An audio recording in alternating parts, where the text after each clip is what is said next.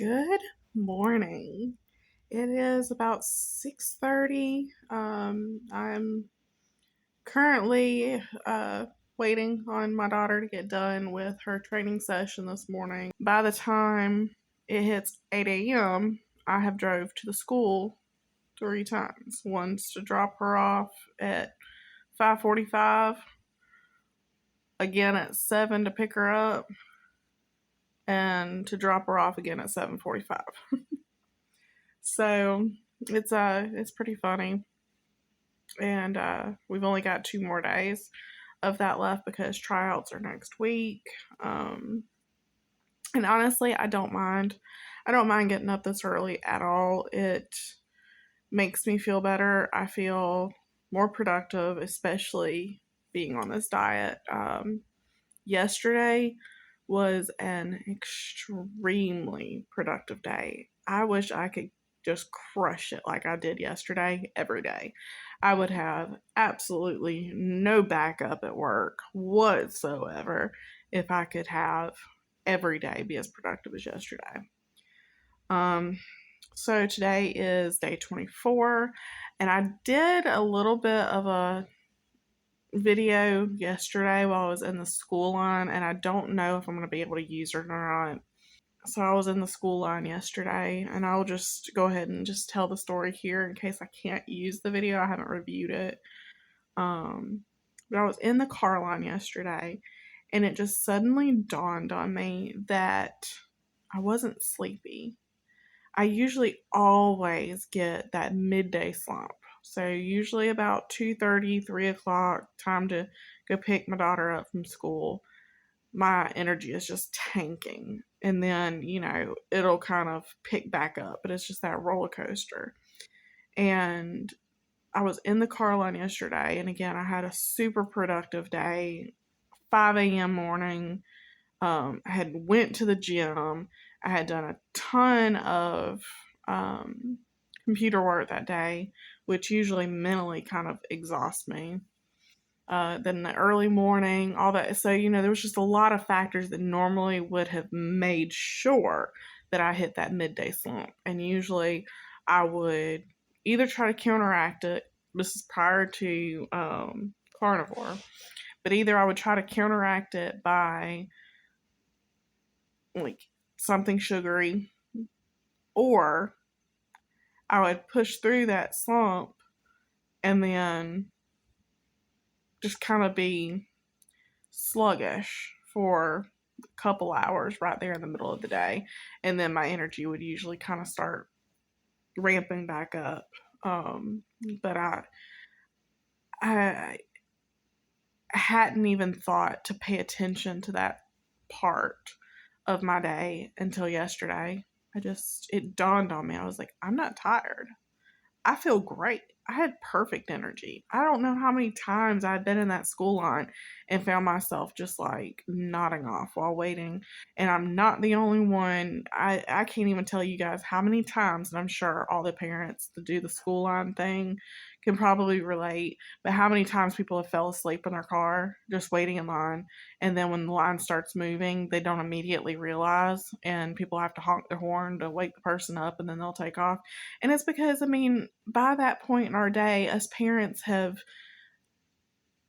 had a full day worth of activities, work, whatever it may be. And then when you pair that with poor diet, we are running on fumes by that time of day. And, we're only halfway through the day. So yeah, I've definitely had my days where I've sat there and just been like so sleepy. And then it's such a monotonous, boring part of your day too. And it's like, if you don't get there at a certain time, you are a mile back in line. So I try to get there 10 minutes before she gets out. But even just in that 10-minute window before the line starts moving, when you're just sitting there, it was hard to, not feel. It never fails. Every time I go to film a video, I have to get notifications. My phone blowing up right now because of all the events. I'll have to kind of fill you guys in on those. But Um, yeah, so I mean, it was just that 10-minute window was enough sitting still to make you just super sleepy, and then it usually takes another 5-10 minutes to kind of filter through the line. So in all, I spend at least 20 minutes in the school line every day, and it's kind of just a boring part of the day. Um, but anyway, yeah. So yesterday, just realized out of the blue that I wasn't tired. I felt good. I had an easy time waking up yesterday morning. It was a good day, and I really hope that that trend continues. This morning, again, I didn't really have any sluggishness getting up. I'm feeling good. I'm not jumping right into work like I did yesterday. Yesterday, as soon as I dropped her off at 5:45, I came back and jumped on my computer because I've got a million things all going on at the same time right now. I mean, who doesn't? But it's kind of really ramped up. And I was like, no, I'm going to give myself this hour while she's at the gym this morning to catch up with a few of my carnivore buddies. I watched a couple of videos, and I am drinking 1 cup of black coffee. Um, just honestly because I wasn't hungry this morning. Um, yet I don't know. Wasn't hungry this morning yet, but I did have just a slight twinge of a headache, and because I have not kicked the coffee, I am noticing that if I don't get the little hint of caffeine, that I do tend to get just a slight twinge of a head, and it's not like a full blown like headache because I am kind of feeding that addiction. I'm sure that if I were to cut coffee out, the headache would be a monster, but I am allowing myself, I've usually been doing at least a cup in the morning and then another cup in the afternoon after dinner, sometime like that. The caffeine from a cup of coffee does not seem to affect my sleep. I say that because I know that there's going to be people saying, cut the coffee out, cut the coffee out. And trust me, I plan on trying it, but one step at a time. I've made such a huge dietary change this month. I'm running with it because my coffee is not only keeping the caffeine headache at bay, but it's also like the little bit of a treat that I get. Black coffee, I never thought in a million years I would call like my treat, but I look forward to my cup of black coffee. Because I mean, water is boring. I mean, I drink water all day now, and water is boring, and I enjoy having something with a little bit of flavor. Um, so there you go. And I mean, this, like I said, it's black coffee, so I mean, the flavor you get is black coffee, but that's still something different from water. Um, anyway, I kind of got off on a tangent there, but I decided that I was gonna drink my cup of coffee, catch up on some of my favorite carnivore buddies videos, and I had a thought that I just figured I would share, and it kind of spurred because I follow Josh's weight loss diary, and he's doing BBB and E this week, and I really like, part of me wanted to jump in. I love doing like challenges, especially when there's like a group of people involved. But the problem that I'm running into is kind of with the grocery situation. We've got 3 people in the house that are on carnivore. So we kind of come to a vote and go pick what meats we want for the week, and then I go shop or whatever. So if I were to do BBB and E, that would mean beef for that entire week. Which, I mean, I know you're supposed to make BBB and E up like a permanent diet change, but I mean, just saying a challenge. Um, And I would have to kind of get them on board to also eat beef all week. And, if they're not on board with that, well, then it's just, oh well for me, because I'm not going to cook multiple meals. You know what I'm saying? Like, for simplicity's sake and for budget's sake, if they want pork loin, well, I'm not going to cook pork loin and hamburgers. Um, so I was like, I really don't think that right this moment I could try BBB and E, but what I am thinking about doing is kind of starting to reel back on a couple of things. Not right now. I've got this week to complete my month, and then after then we'll kind of reassess. But I am thinking about trying to reel back on that milk some, which I already have cut back on it considerably since when I first started. That first week and a half, I was using milk like a crutch, and now it might be, a splash of milk here and there in my coffee if, I want it. Like I said, I'm drinking it black right now, and I have drank it black pretty much every morning for last week. Um, but I might have an occasional splash of milk in my coffee, or if I do drink a glass of milk, instead of getting like an actual like glass, like drinking glass, I've been trying to drink out of the coffee mug because I know that that would be a smaller portion without me feeling like, I'm only half filling up my glass. So we'll see how that goes. Just to kind of reel back on the milk, because I do know that the milk has some sugars in it, and it also has some carbs in it. So cutting back. That's really the only thing that I can think that I've really been stepping out of line with, because, like, yes, I'm having dairy, but it's been minimal. Cheese for my carnivore pizza, I haven't had cheese since. That's been 2-3 days ago. Um, I mean, if I eat hamburger patties, I'm not putting cheese on it. We had meatloaf last night, which we did with pork rinds. It was really good. Um, I didn't have any cheese on that. I haven't. I had steak and eggs for lunch yesterday. We had steak the night before. I mean, I haven't had cheese on anything really, I think, all week except for my pizza. So I mean, that hadn't been a huge issue. The heavy cream, just a splash here and there, um, which I know the heavy cream's okay if you need something. It's better than the milk, but it's also way more expensive. Um,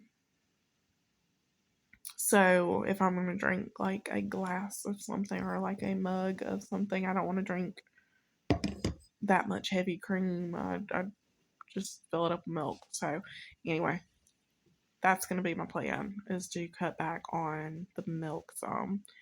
Um, but yeah, I want to know, how do you guys navigate like the not being on the same page? Because I I almost hyper fixate on something. So before starting carnivore, I spent like, my phone decided to stop recording. But before starting carnivore, I spent like 2 months just binge watching carnivore videos.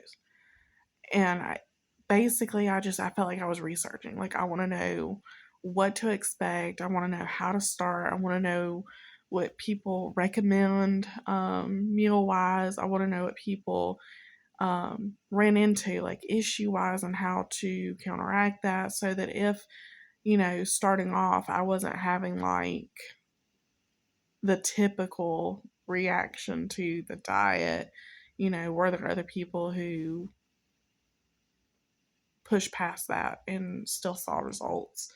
Um, so I've watched a ton, and I still daily watch carnivore content, not only because I'm starting to follow people and want to keep up with their journey, but also because I'm trying to keep myself motivated. And if I'm keeping this, um, kind of information coming at myself, over and over again, like pounding into my head, like, this is for a good cause. This is good for me. This is, what I need to be doing.